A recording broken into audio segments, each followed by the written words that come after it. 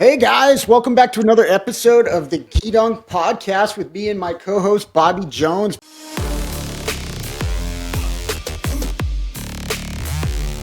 Bobby, how's it going, man? It's going pretty good. Well, it's going. Let's put it that way. Still got your health and strength and all that, but it's going. A lot of things happening in the less serious world. The NFL draft combine happened, and I saw how freakish of nature these guys are to be, 300 plus pounds and run under 5-second 40-yard dashes and stuff. The underwear Olympics I got a is what I question call it. for you, man. I got a question for you. So everyone gets obsessed with the combine, the 40 time, the vertical, the bench press, whatever.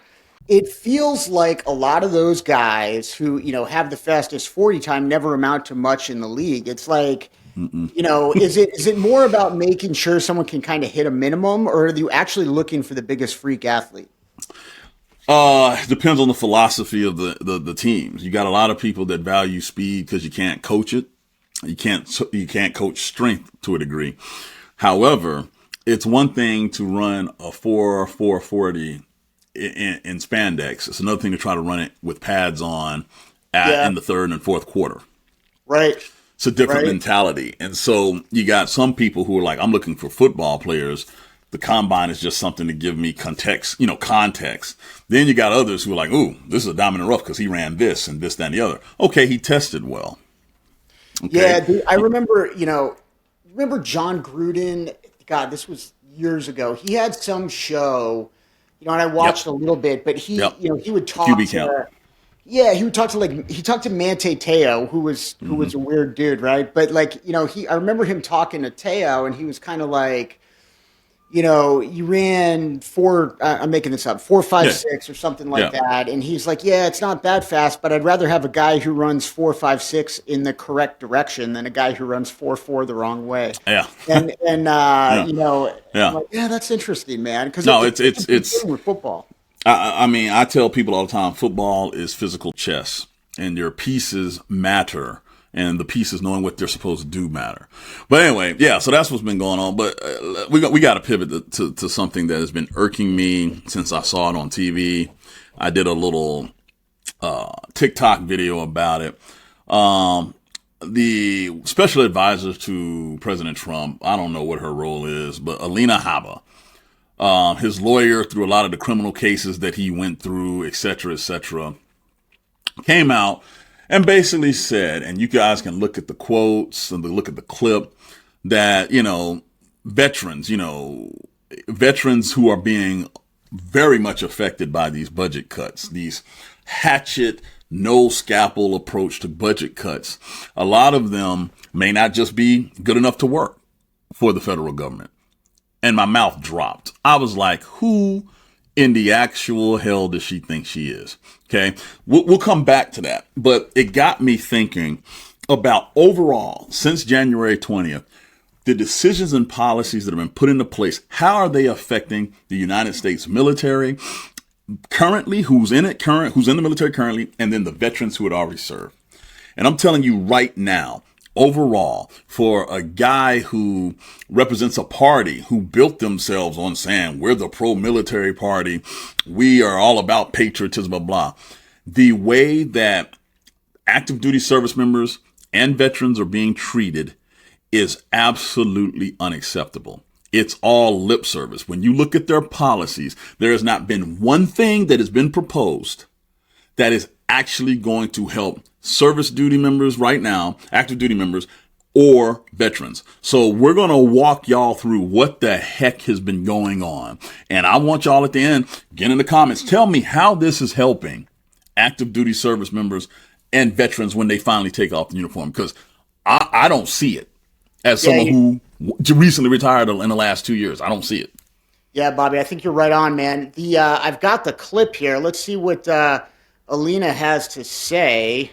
Yeah, the Democrats are expected to bring a number of federal workers tonight. Yes. Some of them are veterans who have been let go. Okay. Does the president starting to think about maybe some of those veterans who worked for the federal government and maybe what the administration can do to at least help salvage their lives? Well, as you know, we care about veterans tremendously. I mean, that's something the president has always cared about. Anybody in blue, anybody that serves this country. But at the same time, we have taxpayer dollars. We have a fiscal responsibility to use taxpayer dollars to pay people that actually work. That doesn't mean that we forget our veterans by any means. We are going to care for them in the right way, but perhaps they're not fit to have a job at this moment or not willing to come to work. And we can't, I wouldn't take money from you and pay somebody and say, sorry, they're not going to come to work. It's just not acceptable. So no, here's the thing that just blows my mind about this, right? It's first of all, you can tell that she's never really been around military. She has no idea. I did a little clip that talked about the amount of stuff that veterans have gone through wearing the uniform. And understand, this generation of veterans, the GWAT generation, fought the nation's longest war. We're talking not one deployment. We're not talking two deployments. We're not talking 3 years, 5 years. We're talking 20 years of constant deployment. You got people that have 6, 7, 8, 9 deployments in their background, doing heavy lifting stuff in the most difficult regions of the world, the deserts of the Middle East, the jungles of the South Pacific, places that y'all don't even know we were at. Trust me, I know, because I was there. And it blows my mind that those words came out of her mouth. Like, maybe we're not good enough. Are you kidding me? Are you Bobby, serious? I think, a thing that I'd like our listeners to take away for a second is also this, right? So the wars that we fought, so 1973, the U.S. gets rid of the draft, okay? Every war in the 20th century, but at least going back to the Civil War, right? In the Civil War, we have conscription, okay? World War I, we have conscription. World War II, Korea, Vietnam, you could get drafted. You could get a letter in the mailbox, and you could be told to report on such and such a date, and you're in the Army now. And the next thing you know, you're humping a ruck through a jungle in Vietnam, right? And this is the first war, the first lengthy war, rather. I mean, aside from Desert Storm and Panama and things like that, where it really was fought all volunteers, right? And the part of the contract, the social contract that we made with our generation of veterans is that you volunteer to give up your youth and potentially, physical harm, potentially mental harm. Highest earning potential. Right. All of that stuff. You're giving that up in exchange for a couple of things. One thing, you're going to get taken care of medically for the rest of your life through the VA healthcare system. Yep. You're going to have certain opportunities through the VA, the GI Bill, the post 9/11 GI Bill, which paid for me to go to medical school. Right. And you can transition this to your family. You can use your GI Bill for your kids. If you've already been to school. Mm-hmm. There's a lot of things. There are a lot of incentives that we gave to people in order to get them to sign on the dotted line and fight these wars for us. And the biggest one by far, and I don't mean this pejoratively, the biggest one by far is the thanks of a grateful nation, right? The thank me for my service stuff. I roll my eyes at that stuff because yes. it means nothing essentially, right? But we got people to fight our wars by telling them, hey, like we need special people.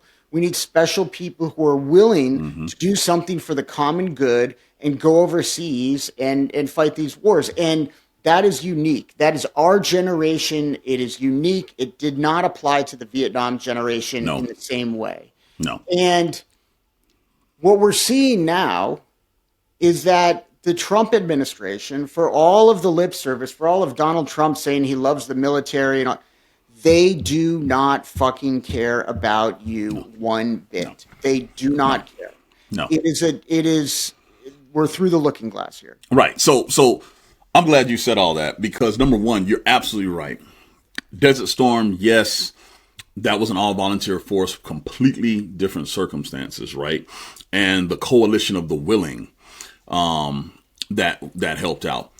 The global war on terrorism had had Vietnam-like political ambiguity, meaning no formal war was declared, just like Vietnam, right? Mm-hmm. But it had the intensity at times of a World War II and a length of time that had never before been seen.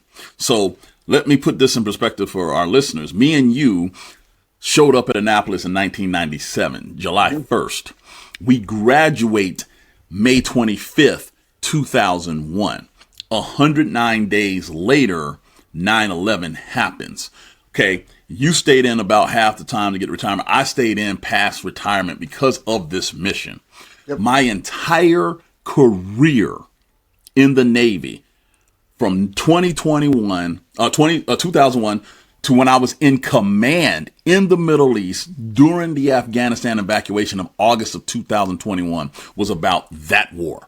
Yep. An entire career. Never before we had that happen. Right?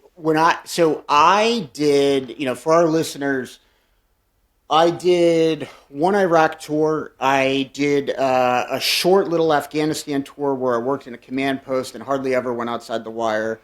And then I did a tour in Africa, and I've been shot at in Africa and Iraq plenty. And then I did some South America deployments and stuff like that. But I did 3 real war zone combat deployments. And then I left active duty. And that is a pittance compared to what some of our classmates did, what some other people who served. You're exactly right. There are people who spent years of their life overseas in Iraq, in Afghanistan. I'm not one of them. I feel like I did, honestly, very little compared to some of my peers who spent 25, 30 years in the SEAL teams. And it was a way of life. I mean, they've spent more time in Iraq than they had spent, in their own home. Yes. And we're being told right now that you're serving, let's cut the suicide hotline because we're about to get to all of that. Yeah. Because you're right.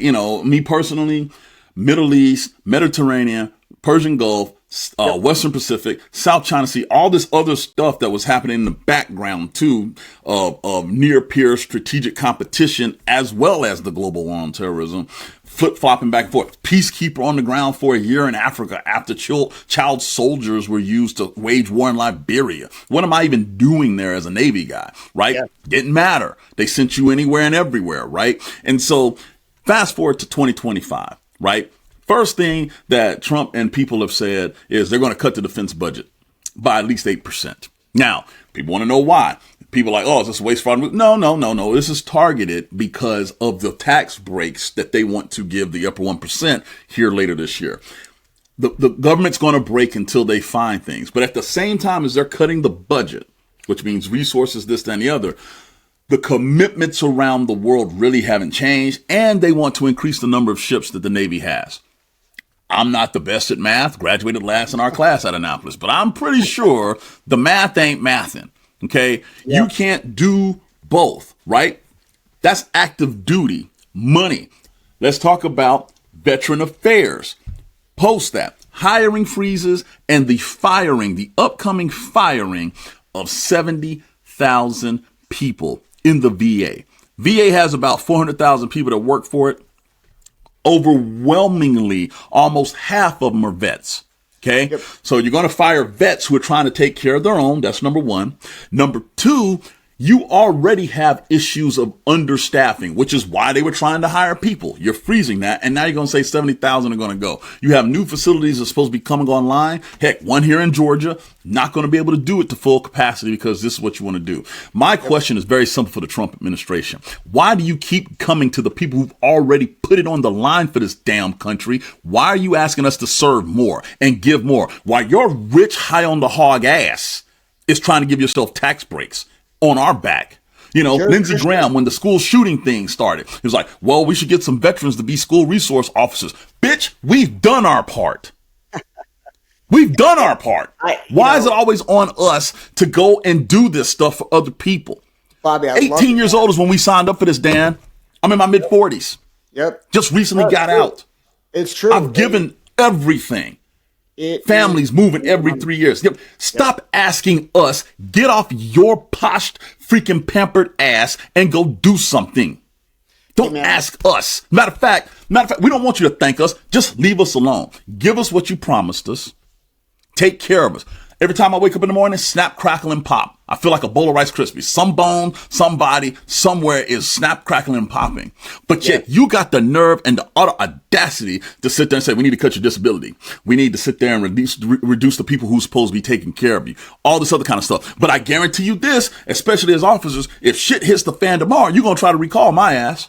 You know, part of Trump's Project 2025, one of the things they wanted to do was narrow down the list of disabilities that people are eligible, and it included like tinnitus, which, tinnitus is like you get a ringing in your ears, man. Like it happens to me sometimes, not every day, but like I just get this ringing in my ears, man. And you know what? I was around a lot of stuff that went bang for a long time, and it's directly related to our military service. And, the Trump administration wants to cut it. But I worked a little bit at the VA as a physician right when I finished residency. So I worked at the Albuquerque VA. And I'm an emergency medicine doctor. And emergency medicine is, its own unique specialty. And I promise you, even at that time, so this would have been in the first Trump administration, 2016, the Albuquerque VA was hiring per diem doctors, right? So you didn't even have to be emergency medicine trained. You could come work in the ER there. I remember one guy, nice guy, great doctor, but he was a urologist from Texas. And he was like, yeah, I can make, $1,000 if I come up here and work a shift. And the VA, the people who go to the VA for their healthcare are exactly who you think they are. Yep. They are dudes who got shot in a rice paddy in Vietnam and have metal in their leg. Yes. They are people who were in a Humvee in Afghanistan and it got blown up and they're the only survivor. They are women who unfortunately had to suffer a sexual assault while in service. These are the people who go to the VA. Yep. They go to the VA and they say, hey, I am broken because I volunteered to serve my country when I was a young man or a young woman. And it's immoral, right, for this. I mean, the VA, cutting the VA's healthcare budget, not to mention the VA educational benefits, like I said, I took advantage of it. It's a violation of the social contract that we have with our nation. Yeah, and I'm glad you hammered it where you actually give specific examples of the people that understand this. Regular healthcare companies don't want to insure veterans. Correct. It's damn near impossible for us to get that. That's why we have to go through the VA. They don't want to take the risk. They don't want to be bothered, right? We're an inconvenience. But I tell you this, freaking the afternoon of September 11th, we weren't an inconvenience then. You see what I'm saying? It's like, just like with the firefighters and the policemen that ran into the towers and they had to fight to get some type of compensation, dying slowly. We have this mentality, especially the upper elite, where that's their job. That's poor people's job. That's this, that, and the other. Meanwhile, providing protection. But just our mere presence in places have stopped the tax. I've seen it personally with my own eyes, right? But guess what? Our presence means we're not home. Our presence means, as highly educated as me and you may be, being Annapolis grads and this, that, and the other, we're not making the money that we could be making in the civilian sector. We're not. Because we choose to serve and keep it in-house because that expertise is something that will stop other Americans from getting killed and maybe having to fight those wars. I saw a Marine in Iraq go up to the window of a house, throw a grenade in, get shot in the ass by somebody inside the house. The battle goes on, it settles down a little bit, be ordered by his company commander to be evacuated. He says, hey, I'm not going to be evacuated. you will be court-martialed if you do not get on this helicopter and go get medically evaluated. He hops on the helicopter. He flies to Al Assad, where his girlfriend is, hooks up with his girlfriend overnight, hops on another helicopter in the morning, comes back and says, "Oh yeah, they said I was fine. I'm good to go." Never saw a doctor and was like, and like that dude. You know what? I hope he's getting medical care because he got shot in the ass by 762 and came back to join his unit 12 hours later after some recreational activities. And that guy is like, that's the person who's gonna, maybe be calling a suicide hotline. It's somebody like Mike Day, a Navy SEAL who was shot 27 times, and was left for dead inside a house. Came to from being unconscious, draws his 9mm and shoots three Al Qaeda members who were in the room with him and thought he was dead. Like that guy killed himself. And that's who we're talking about taking healthcare away from, who we're talking about taking. And Bobby, it's not just healthcare, right? No, It's not like I've got a cough and I've got an ear infection. I go to my primary. It's people who have specialized needs, and the VA has specialized expertise and to deal with it.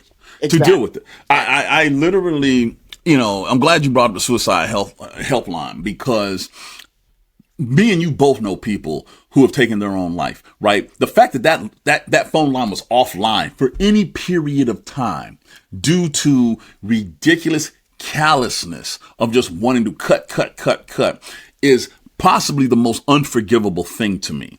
Because again, do you honestly think Donald Trump even understands the trauma that some of these people have that have served? Of course not. Alina Habba doesn't. None of them do. But they give the lip service. The lip service. And what really, really irks me is, I don't care about your lip service. Action. We went after people who who had no ambiguity, and they want to kill Americans. The irony of this to me has always been our enemies, the United States, the West in general, the enemies of those of us basically never segregated us. They didn't say we want to kill white Americans, we want to kill black Americans, we want to kill white Brits. They just we want them all dead, right? Mm-hmm. And we go out of our way to segregate ourselves. But in the military, we come together, form Voltron, and go after these people, right? And then when you get done, when you sit there and you ache or you can't go to sleep and this, that, and the other, society doesn't want to deal with it. They just know they don't want to be the ones to go. And when you think about it, there are 330 plus million Americans, and basically we don't even have 3 million active duty service members between all branches of service. So you're talking about less than 1% is protecting everybody else. And you want to go to us first and do your ridiculous cuts, right? It's blatant. And I'm not just being emotional about this. I'll give you facts. The fact that you say 70,000 people should not be at the VA. You haven't done any studies or metrics. You just threw out an arbitrary number. When you sit there and say, I want to cut 8% of the damn military budget, again, you don't know what that's for because you haven't listed a damn national security strategy. You're just pulling shit out of your ass, to be completely honest with you. When you talk about we don't want transgenders, and you don't even know how many there are, number one. And number two, you don't know what their subject matter expertise is and what you're kicking out. When you sit there and say, we want basically the military to be all white men, do you understand what the other groups that are not white men bring to the table and what we have brought to the table? Most importantly, from the first damn shot in Boston that started this whole thing called America, all right? You don't have the planes that are flying without women who were test pilots crashing and dying during World War II to advance military aviation. And you sure as hell don't have a damn country without the contributions of African Americans, Latino Americans, freaking Asian Americans doing all of this. And you go on the websites now on the Department of Defense, and they're starting to wipe those out too because it's not in line with the policy. America is not a 1945 John Wayne movie. It's not. And I know that's what Trump grew up watching and idolizing and thinking that's it. I have a news flash for you, brother. While you skipped Vietnam 5 damn times, most of the people that showed up looked like me that had no choice. My uncle went twice so my dad wouldn't have to go. You understand? So I miss me with this. Yeah, I'm man. tired of this. I'm tired of this divisive. Give me one thing that you have done in an administration. It's been over a month now. The clock is ticking that has brought this country together. Give me one thing that has brought this military together. Give me one thing that has reassured our allies. No, you have been Putin's number one lead puppy. You have ripped apart this country from the inside, and China and Russia are loving it. Meanwhile, the national anthem of the United States is getting booed at Canadian hockey events because of this foolishness. Bobby, I couldn't agree more, man. Let me frame it another way for our listeners. So, check this out, guys. So, Bobby, what percent of the military is African American? Depending on the branch of service, but right at about a little under 20%. About 20%. And do we know what percent is female? About 50. I want to say that's closer to 25 to 28% female. So you're still looking at a quarter. And of course, it's different in each branch. Air Force has the highest concentration. So regardless of like the moral, right and wrong, which I'm in complete agreement with you, by the way, Crispus Attucks was the man, right? But aside from that, you just can't you can't run the military if you just have white guys. It is just not enough bodies. And you know why? Because people like Donald and Eric Trump don't join, man. They're white men. They're the same age as us. And I don't remember seeing them at. I'm glad you brought that up. Donald Trump Jr. and Eric Trump are our peers, age-wise. Everywhere me and you zigged, those clowns zagged. Totally. Right? But they'll talk tough. They'll grow a beard and slick it back and be like, I'm an alpha male. What? They put pictures of them shooting steel, right? Yeah. It's like, wow, cool. Yeah. You shot steel once.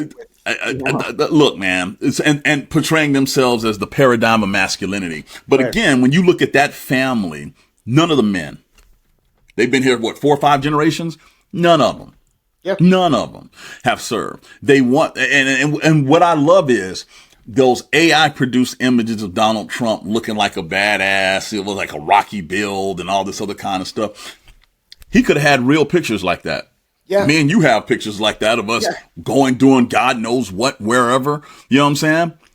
You didn't have to make those up. And you could have went and served. The same guy that he blasted, McCain for getting captured and stuff like that. You know what I'm saying? I'm just sitting there like, dude, you could have had those moments, but you chose not to. Your personal Vietnam was dodging STDs in the 60s and 70s, according to you. I didn't say that. You said that. He's never, a central tenet of Trumpism and MAGA is truly universal selfishness, in my opinion, right? And that's where I most differ with these guys and gals. But, if you're always just looking out for yourself, that's just not the America that I want to be a part of, right? No. It's just we have an obligation to other citizens. We have an obligation to other men and women in uniform. We have an obligation. You cannot just be universally selfish. And the people that they idolize, even someone like Joe Rogan, right? Joe Rogan. Everyone's talking about, hey, Kamala should have gone on Joe Rogan, and Joe Rogan's a kingmaker and all this stuff.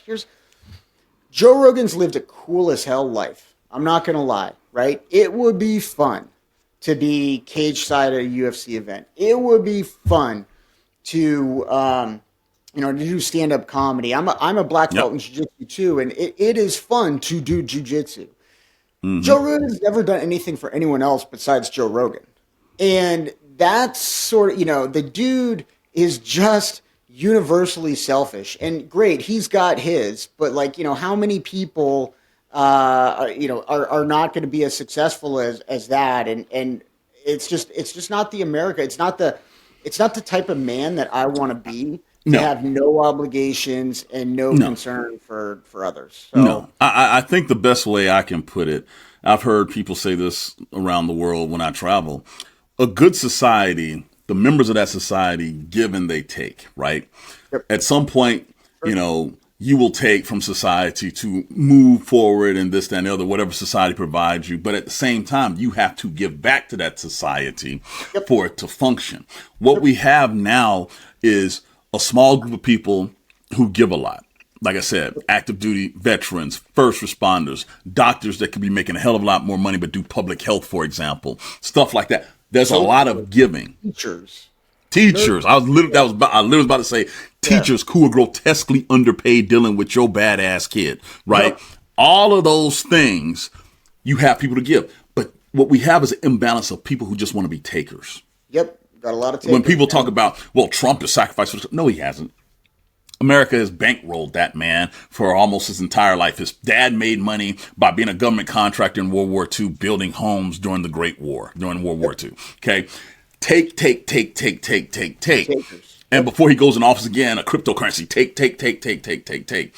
When you don't have a balance in your life of giving and taking from society, things become skewed. And right now, the farmers that are suffering right now that can't make payments because they can't get the equipment because the Inflation Reduction Act went away and Trump's like, I don't care, this, that, and the other. They've given a lot, sacrificed a lot to have those farms in their families for generations.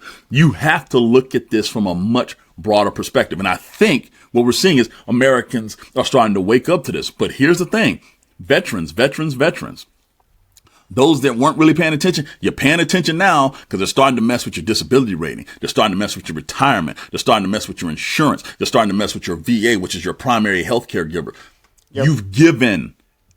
You've earned the things that you have gotten. And for once, you're going to have to probably stand up and make sure that you get to keep what you fought so hard to earn, not just for this country, but for you, your family, and your welfare. And that's why we want to make sure we talk about this, not just emotionally, but statistically speaking, what you've given.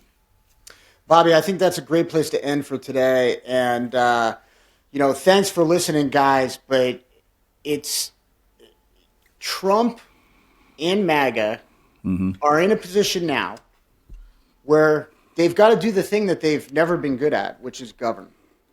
And they're governing by taking the things that you earned from you. And, whether it's your Social Security or your VA benefits, and this is just going to get worse the longer this man is in charge and calling the shots. So thanks for listening, and we'll talk to you guys soon. And keep doing what you're doing, but call your reps, get involved, join VFRL, donate to VFRL, come check out our website at vfrl.org, and do something. Get off the couch. Your country needs you just as much as it ever did. Thanks for listening. Thanks, guys.